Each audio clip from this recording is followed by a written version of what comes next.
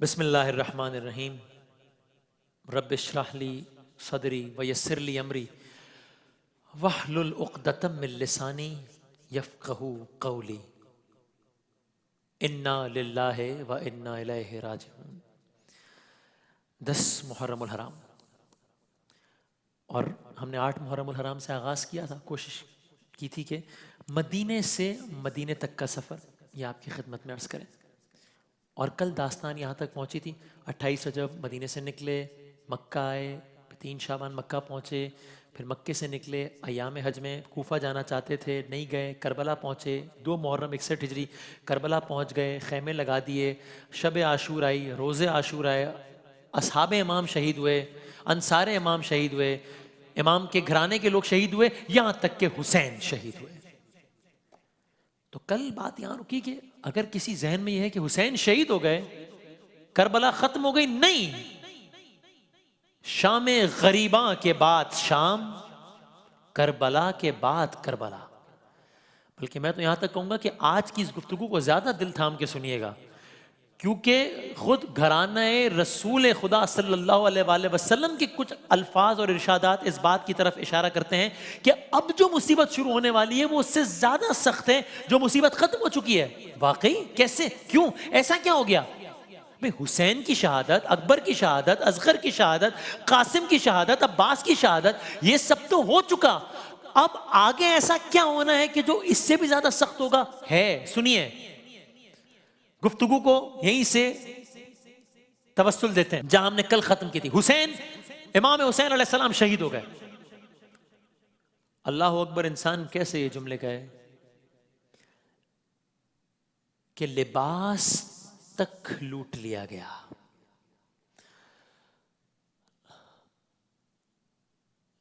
کچھ روایات میں ہے کہ قتل حسین کے بعد امام حسین نے ہاتھ میں ایک انگشتری پہنی ہوئی تھی، اس انگشتری کو لوٹنے کے لیے ایک شقی القلب نے انگلی کاٹ دی۔ لاشیں بے گور و کفن پڑے رہے، اور اب کیا ہوا؟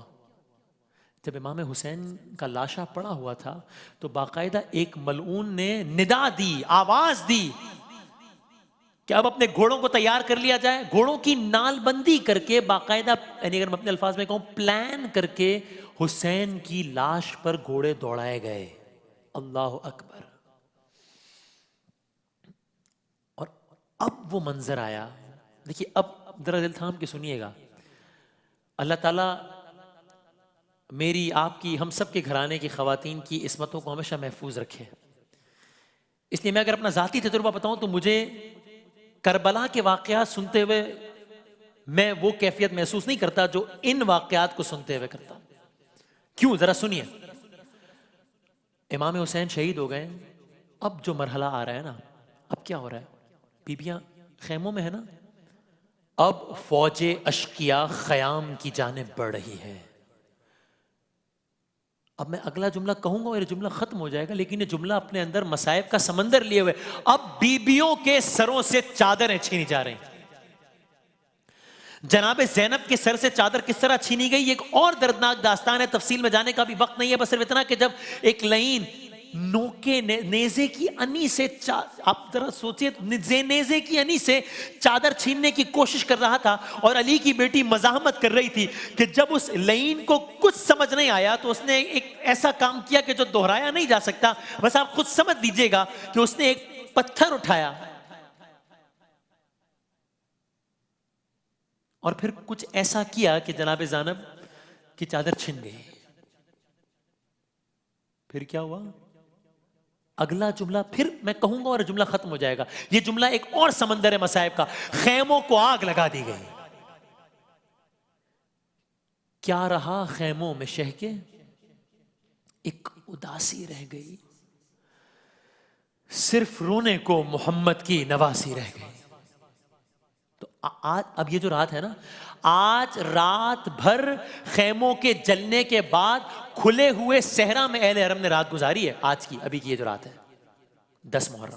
داستان آگے بڑھا، آپ یاد ہے نا، ہم داستان لے کے چل رہے ہیں۔ 11 محرم، امر سعد نے اپنے، یعنی کہ یزیدی فوج کے اپنے لوگوں کے لاشوں پر نماز جنازہ پڑھا کر دفن کیا، مگر شہدائے خدا کی لاشیں اسی طرح بے دفن بے کفن چھوڑ دی۔ 11 محرم کی شام تمام تر لوگ جو بچ گئے تھے، اب ان کو قیدی بنا کر کوفے کی جانب، آپ سوچئے یہ کربلا کے مسائل کے بعد یہ سب ہو رہا ہے، اور عام طور پر اس باپ کے تذکرے کا موقع کم ملتا ہے چونکہ ظاہر ہے شام غریبہ کے عنوان سے، لیکن یہ شام غریبہ کے بعد کی داستان ہے۔ گھرانہ رسول کو کہ لوگوں کو قیدی بنا کر اب کوفے کی جانب لے جایا گیا۔ 12 محرم داستان آگے بڑھتی ہے، کوفے پہنچے، اور یہ کس انداز میں جا رہے ہیں؟ اس انداز سے جا رہے ہیں کہ نوکے نیزہ پر شہداء کے سر بلند ہیں، یعنی ایک طرف نوکے نیزہ پر تمام شہداء کے سر ہیں، اور پھر پیچھے یہ تمام لوگ قیدی بنا کر لے جائے جا رہے ہیں۔ ڈر ہے کلثوم کے چہرے پہ نہ پڑ جائے نظر، نوکے نیزہ پہ ٹھہرتا نہیں عباس کا سر۔ تو اب کیا ہوا؟ جو بچ گئے وہ قیدی بنا لیے گئے، کربلا سے کہاں لے جائے جا رہے ہیں؟ کوفے۔ 11 محرم کو نکلے، 12 محرم کو پہنچے متعدد روایات کے مطابق۔ اب یہ جو بے سر لاشیں رہ گئی ہیں کربلا میں، ان کے ساتھ کیا ہوا؟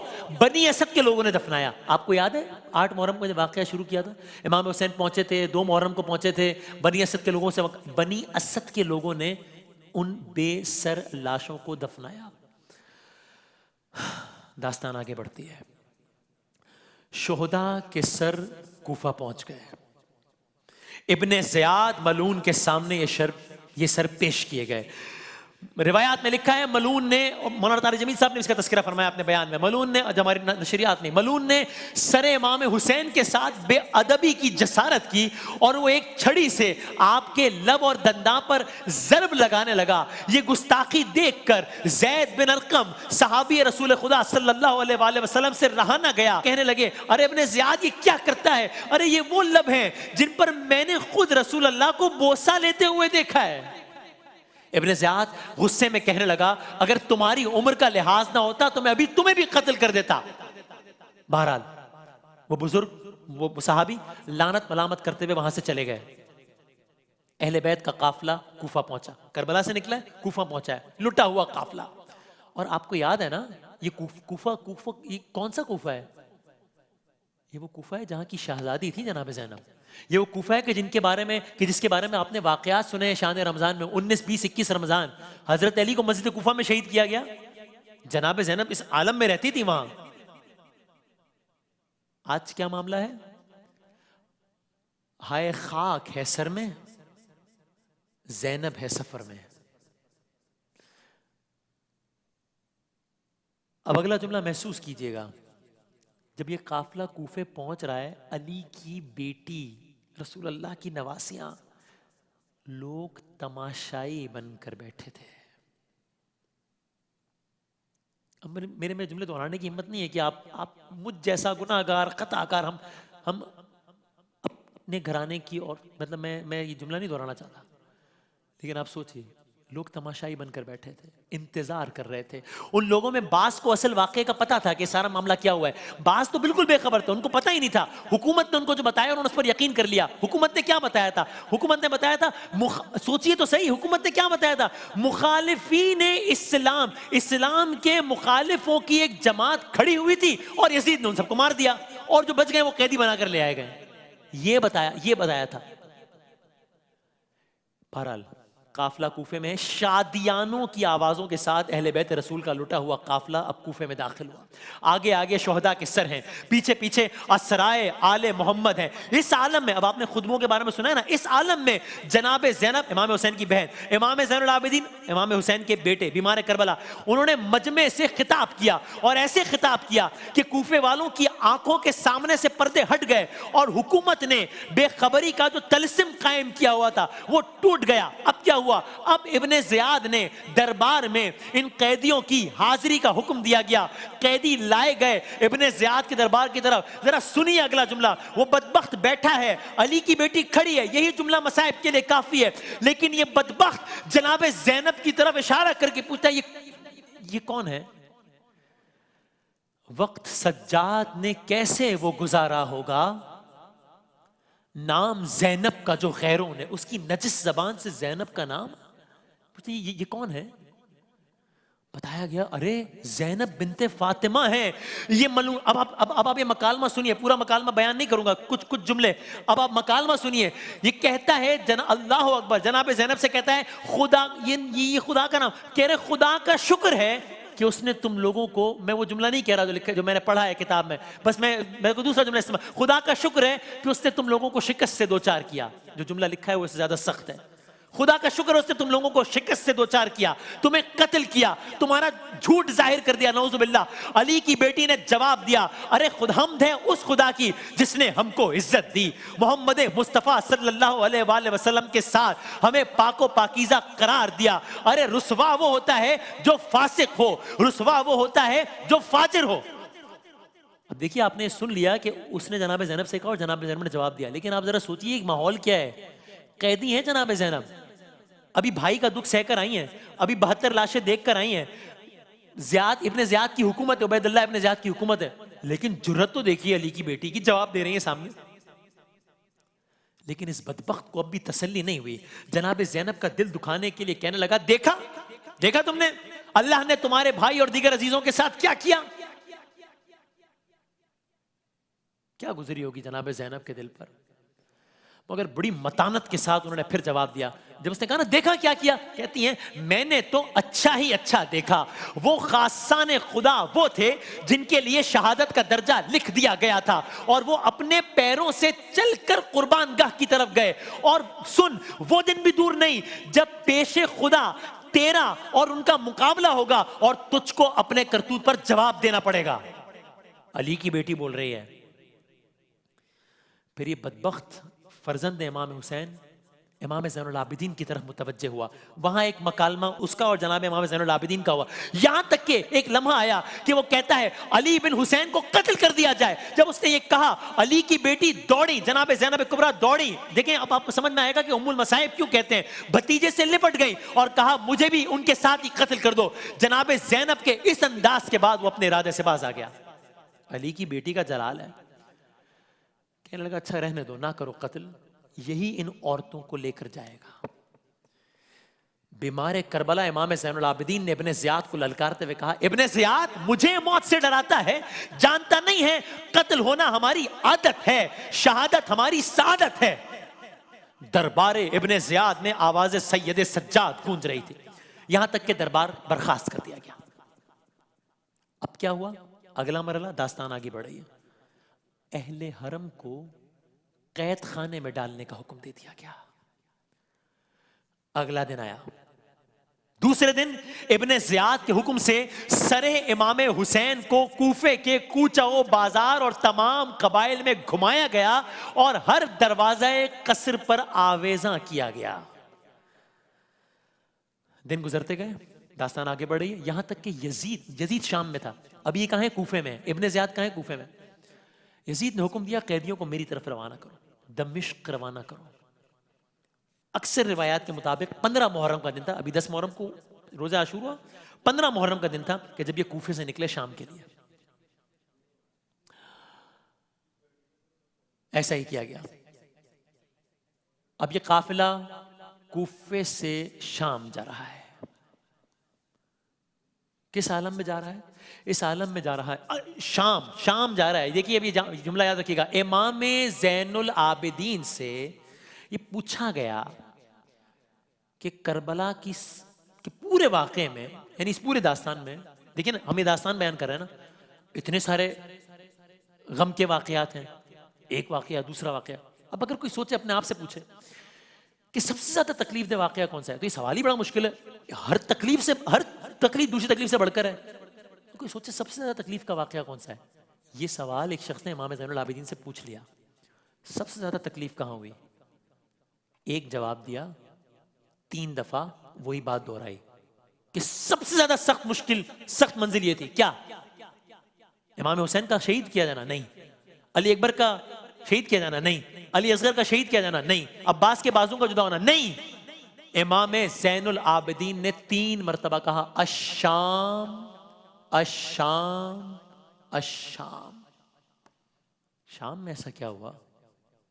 سنیے، قافلہ شام جا رہا ہے، اس عالم میں جا رہا ہے کہ نیزوں پر سر ہیں، عابد بیمار کی یعنی کہ امام زین العابدین کی گردن میں طوق ہیں، اور جان بوجھ کر عراق سے دمشق جانے کا وہ راستہ اختیار کیا گیا جس میں آبادیاں زیادہ پڑتی ہیں.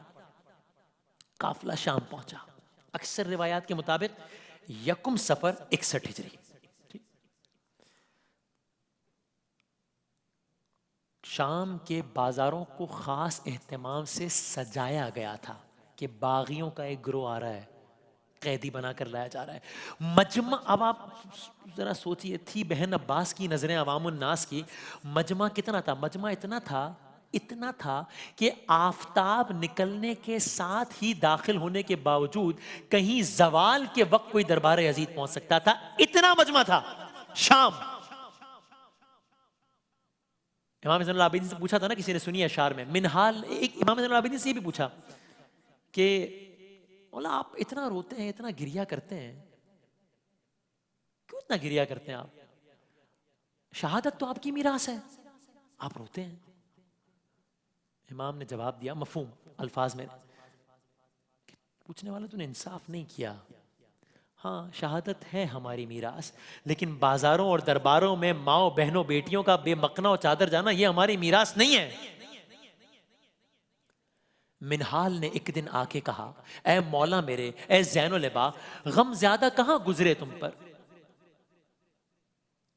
دل تھام لیا، خون رونے لگے، خون روتے ہوئے بس اتنا کہا، الشام الشام الشام. منحال میں کیسے زندہ ہوں، پل پل جیتا ہوں، مرتا ہوں، ان آنکھوں نے جو کچھ دیکھا، ایک یہ بھی میری میراث تھی کیا؟ بہرحال شام داخل ہوئے. ایک عجیب واقعہ ہوا شام میں. کیا؟ جب اہل بیت نبوت حالت اسیری میں دروازہ مسجد دمشق پر پہنچے، ایک بوڑھا آیا، کہنے لگا حمد ہے خدا کی، نعوذ باللہ، حمد ہے خدا کی جس نے تم کو قتل کیا اور یزید کو تم پر غلبہ عطا کیا. یہ سن کر بیمار کربلا نے اس سے فرمایا، ارے تو نے یہ آیت پڑھی ہے قرآن مجید کی آیت، قل لا اسألکم علیہ اجرا الا المودۃ فی القربى. کہا ہاں میں نے سنی ہے آیت. کہا وہ رسول کے ذی القربہ ہم ہیں جن کی محبت تم پر فرض کی گئی ہے. وہ شخص خاموش ہو گیا. امام نے کہا تو نے یہ آیت پڑھی ہے، انما یرید اللہ لیذھب عنکم الرجس اہل البیت ویطہرکم تطہیرا. کہا ہاں میں نے آیت پڑھی ہے. کہا ارے وہ اہل بیت نبوت ہم ہیں جن کو خدا نے ہر قسم کے رجس سے، برائی سے پاک رکھا ہے. وہ شخص حیران ہو گیا، پوچھتا ہے خدا کی قسم تم وہی ہو؟ کہا ہاں ہم ہیں، ہم وہی ہیں. یہ سنتے ہی وہ پھوٹ پھوٹ کر رونے لگا، بیمار کربلا سے معافی مانگی، وہ جملہ دہرایا جو کل حر نے حسین سے کہا تھا، کیا میری توبہ قبول ہو سکتی ہے؟ کہا ہاں تمہاری توبہ قبول ہوگی، معاف کر دیا. اس سے ظاہر ہوتا ہے کہ پروپیگنڈے کے نتیجے میں اہل شام کس حد تک آل محمد سے ناآشنا ہو چکے تھے.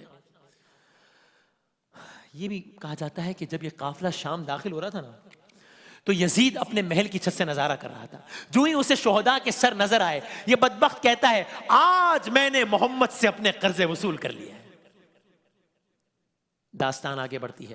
قافلے کو دربار شاہی کے قریب روک دیا گیا. بہت دیر بعد اجازت دی گئی. دربار کو باقاعدہ سجایا گیا. اللہ اکبر. دربار کا عالم کیا ہے؟ یزید شطرنج کھیل رہا ہے، یزید کے ہاتھ میں شراب ہے. اللہ اکبر. نبی کی نواسی، علی کی دلاری، دربار میں یزید کے اس عالم میں کہ اس کے ہاتھ میں شراب ہے. اور یہ بدبخت اس وقت کہتا ہے کاش میرے جنگ بدر والے بزرگ زندہ ہوتے اور یہ سب دیکھتے تو خوش ہو کر مجھے دعائیں دیتے.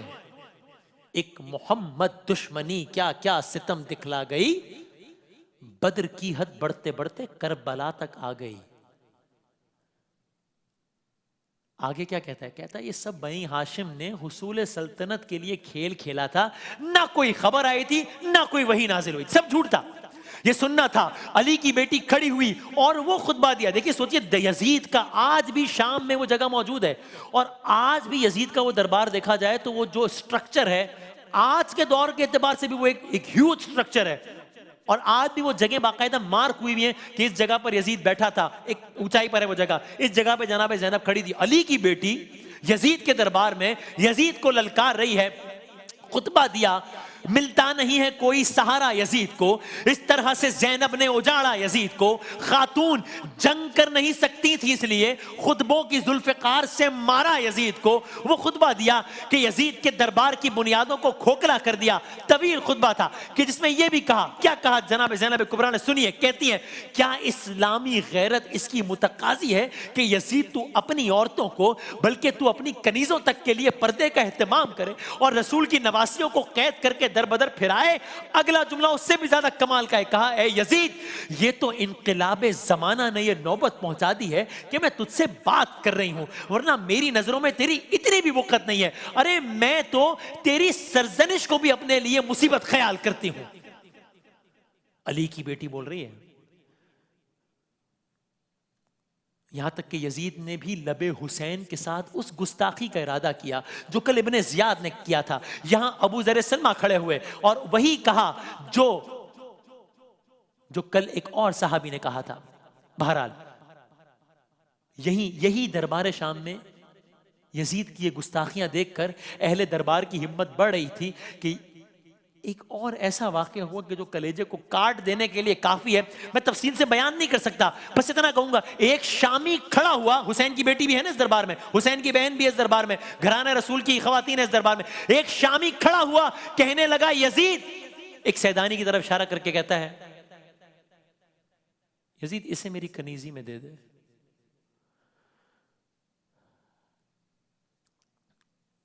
یہ سننا تھا کہ جناب زینب کانپنے لگیں، یہ سننا تھا آپ کانپنے لگی۔ وہ سیدانی کی جس طلب کیا تھا، جس کے بارے میں کہا یزید نے، میں نام نہیں لوں گا، کانپنے لگی، اپنی پھوپھی جناب زینب سے لپٹ گئی۔ جناب زینب نے بچی کو تسلی دی اور بلند آواز سے کہا کیا بکتا ہے، تو مر بھی جائے تو یہ نہیں ہو سکتا۔ مکالمہ ہوا، یزید نے پہلے تو بہت اصرار کیا کہ میں ایسا کرنے پر قادر ہوں، میں چاہوں تو ایسا کر دوں گا، دے دوں گا کنیزی میں، لیکن بالآخر جلال حیدری کے آگے ڈھیر ہو گیا اور اپنی بات سے پیچھے ہٹ گیا۔ قدم قدم پہ چراغ ایسے جلا گئی ہے علی کی بیٹی، یزیدیت کی ہر ایک سازش پہ چھا گئی ہے علی کی بیٹی۔ خبر کرو اہل جور کو اب حسینیت انتقام لے گی، یزیدیت سے کہو سنبھل جائے آ گئی ہے علی کی بیٹی۔ نہ کوئی لشکر نہ سر پہ چادر، مگر نہ جانے ہوا میں کیوں کر غرور ظلم و ستم کے پرزے اڑا گئی ہے علی کی بیٹی۔ یقین آئے تو کوفہ و شام کی فضاؤں سے پوچھ لینا، یقین آئے تو کوفہ و شام کی فضاؤں سے پوچھ لینا، یزیدیت کے نقوش سارے مٹا گئی ہے علی کی بیٹی، اور ابد تلک اب نہ سر اٹھا کے چلے گا کوئی یزید زادہ، غرور شاہی کو خاک میں یوں ملا گئی ہے علی کی بیٹی۔ داستان آگے بڑھتی ہے اور اب اختتام کی طرف بڑھے گی داستان تیزی سے۔ یہ اب یزید کا امام زین العابدین سے مکالمہ ہوا، قصہ مختصر۔ ان خطبوں کی وہ طاقت تھی کہ ان خطبوں سے انقلاب برپا ہونا شروع ہو گیا۔ جس انداز سے اہل بیت کھلے عام یزید کو چیلنج کر رہے تھے، اور دوسرا اہل بیت کے اس رویے سے لوگوں کے سامنے حقیقت آنے لگی کہ ہمیں تو کچھ اور بتایا گیا تھا، اور پھر جس انداز سے وہ چیلنج کر رہے تھے، وہ اس پروپیگنڈے کو سچ سمجھ رہے تھے کہ ایک باغیوں کا گروہ ہے جسے لایا گیا ہے۔ یزید کو اب اس سب کا احساس ہونے لگا، اب یزید سمجھنے لگا کہ ارے خود میرے دربار میں ہر شخص مجھے مجرم سمجھ رہا ہے، یہاں تک کہ لوگ پھر کھلے عام یزید کی مخالفت کرنے لگے۔ یہ بھی ہوا، یہ ایک واقعہ تو بات کا ہے کہ یزید کے اپنے بیٹے نے یزید کی مذمت کی، تو بات کی بات ہے، لیکن یہ بھی ہوا کہ یزید کی بیوی دربار میں نکل کر آئی کہ ارے رسول کی بیٹی فاطمہ کے لال کا سر، اور اس طرح ملک میں بے چینی کے آثار نظر آنے لگے۔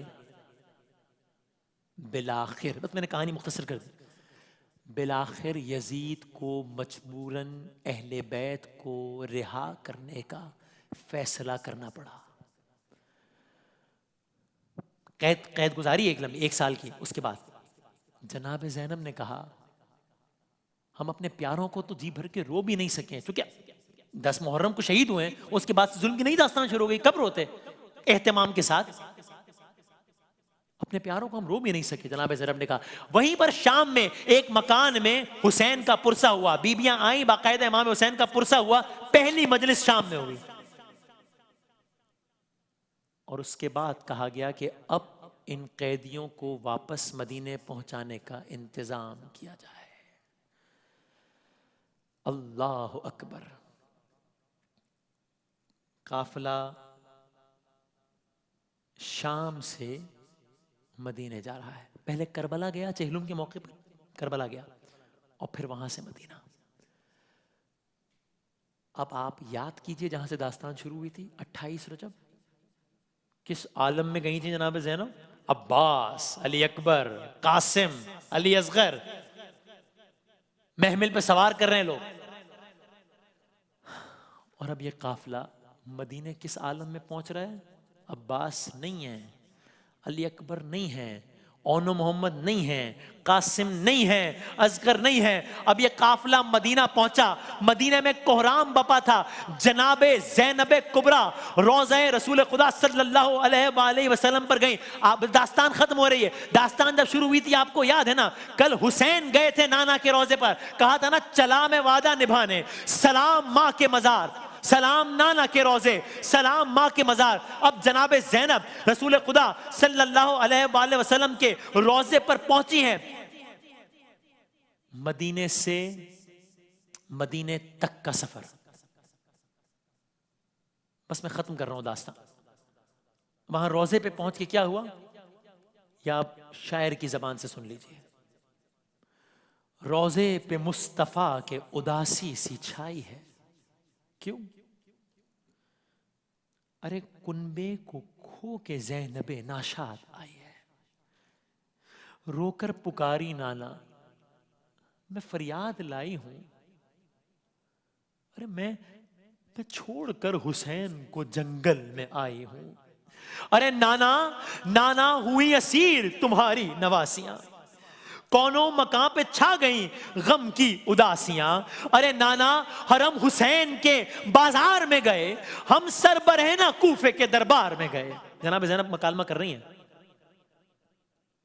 رسول خدا صلی اللہ علیہ وآلہ وسلم سے، نانا نانا ہمارے گھر کا سب اسباب لٹ گیا، نانا ہمارے سر پہ نہ باقی رہی ردا، نانا ہزار طرح جفا کی لعینوں نے، خیموں میں ہائے آگ لگا دی لعینوں نے، نانا عجیب سانحے ہم پر گزر گئے، ارے رنج و الم نے گھیر لیا ہم جدھر گئے، نانا خدا کے گھر میں نہ ہم کو اما ملی، بھائی نے شہر چھوڑ کے جنگل کی راہ لی۔ کیا کہہ رہی ہیں؟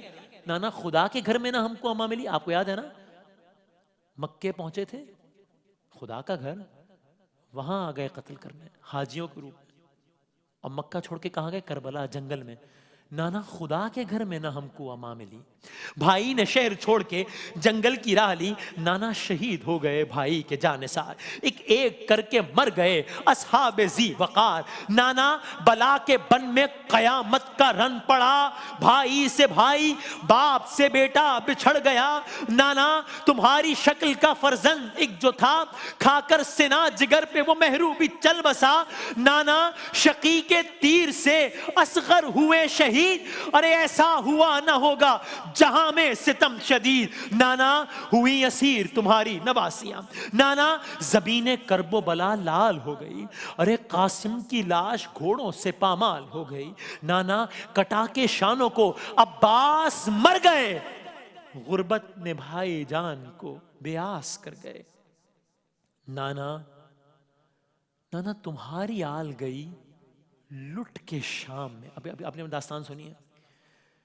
نانا تمہاری آل گئی لٹ کے شام میں، پہنچی علی کی بیٹیاں دربار عام میں، نانا اسیر صاحب تطہیر ہو گئے، ہم لوگ شہر شام میں تشہیر ہو گئے، نانا اسیر 12 تھے اور ایک تھی رسن، باندھے گئے تھے مثل گناہگار خستتن، نانا ہم اپنے حال پہ روتے تھے زار زار، نانا ہمارے حال پہ ہنستے تھے بدشعار، اور ایک ابھی آپ نے سنا نا کہ وہ پوچھ رہا تھا کہ یہ کون ہے جناب زینب کے بارے میں، ایک ایک کا نام پوچھتا تھا بانی ستم، نانا بتاتا جاتا تھا شمر جفا ستم، یہ زینب ہنسی ہیں وہ کلثوم دل فگار، ارے انگلی اٹھا اٹھا کے دکھاتا تھا بدشعار.